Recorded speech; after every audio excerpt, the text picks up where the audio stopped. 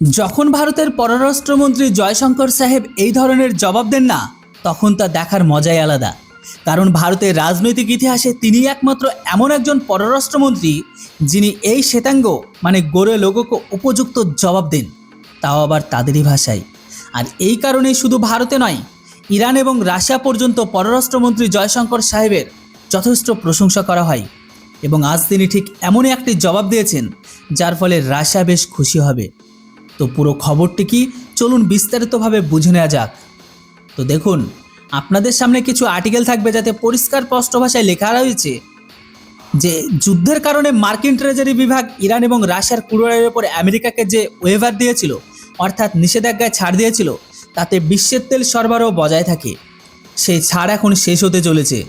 মার্কিন ট্রেজারি বিভাগের secretary Scott Bessent জানিয়েছে যে সে আমেরিকার পক্ষ থেকে সকল দেশকে এই বার্তা দেওয়া হয়েছে যে 20 এপ্রিলের পর কোনো দেশ যেন ইরান বা রাশিয়ার ক্রুড অয়েলের নতুন অর্ডার না দেয়, কোনো ধরনের অপরিশোধিত তেল ক্রয় যেন না করা হয়। কারণ 19 এপ্রিলের রাতে ইরান এবং রাশিয়ান ক্রুড অয়েলের উপর আমরা যে ওয়েভার দিয়েছিলাম সেটা সম্পূর্ণ শেষ হয়ে যাচ্ছে।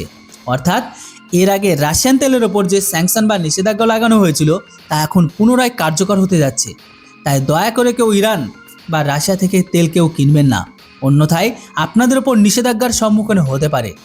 এখন এই খবরটি যখন ভারতীয় সাংবাদিকরা পররাষ্ট্রমন্ত্রী জয়শঙ্কর সাহেবকে বললেন যে আমেরিকা তো আবারও নিষেধাজ্ঞা কার্যকর করতে যাচ্ছে এবং রাশিয়া থেকে বর্তমানে মাত্র 1 বা 2টি অয়েল ট্যাঙ্কার ভারতে আসছে, তাহলে এমন পরিস্থিতিতে রাশিয়া ও ইরান থেকে আমরা যে সস্তা তেল পাচ্ছি তা আসা যদি বন্ধ হয়ে যায়, তবে তেলের সেই ঘাটতি ভারত কিভাবে পূরণ করবে?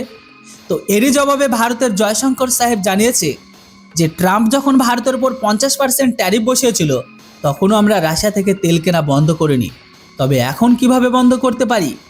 সেই সময় তো এর থেকেও বড় বড় হুমকি ট্রাম্প প্রশাসন ভারতকে দিচ্ছিল, কিন্তু ভারত নিজের অবস্থানে একদম অনড় ছিল। রইল কথা মার্কিন ট্রেজারি বিভাগের, তো তারা এই বিষয়টি খুব ভালো করে জানে যে হরমুজ স্ট্রেট অফ হরমুজ বন্ধ হওয়ার কারণে এই মুহূর্তে বৈশ্বিক তেল সরবরাহ প্রায় 12% কার্যকর পতন দেখা গেছে, যার প্রভাব খোদ আমেরিকার ওপর পড়েছে। কিন্তু ট্রাম্প প্রশাসন নিজেদের খামতিগুলো দেখার পরিবর্তে এখন ভারত দেখাতে ব্যস্ত। জয়শঙ্কর সাহেবের স্পষ্ট ভাষায় জানিয়েছে যে আমেরিকা, রাশিয়া এবং ইরানের তেলের ওপর নিষেধাজ্ঞা লাগিয়ে কোন বড় লক্ষ্যভেদকে অর্জন করেছে? নিষেধাজ্ঞা লাগানোর ফলে কি যুদ্ধ থেমে গেছে বা রাশিয়া ও ইরানের কাছে অর্থের অভাব হয়েছে? উল্টে তো মার্কিন নিষেধাজ্ঞার কারণে ইরান বা রাশিয়ার পরিবর্তে অন্য দেশের সমস্যা অবশ্যই বেড়েছে। আমেরিকার মনে হয় যে নিষেধাজ্ঞা লাগানো যদি সব সমস্যার সমাধান হতো, কিন্তু আদতে এমনটা একেবারে নয়।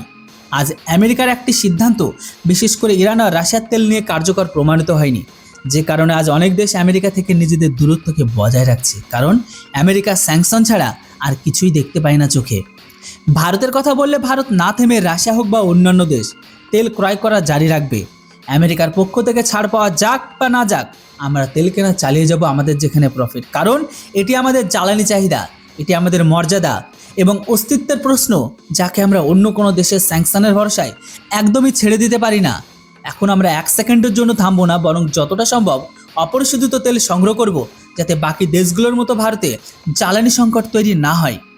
এখন আমার মতো জয়শঙ্কর সাহেব একদম সঠিক ও সাহসী জবাব ইউএস ট্রেজারি সেক্রেটারি স্কট বেসেন্টকে দিয়েছে। যাই হোক, আপনারা বলেন আমেরিকা নিষেধাজ্ঞা লাগিয়ে কোন জয় হাসিল করেছে?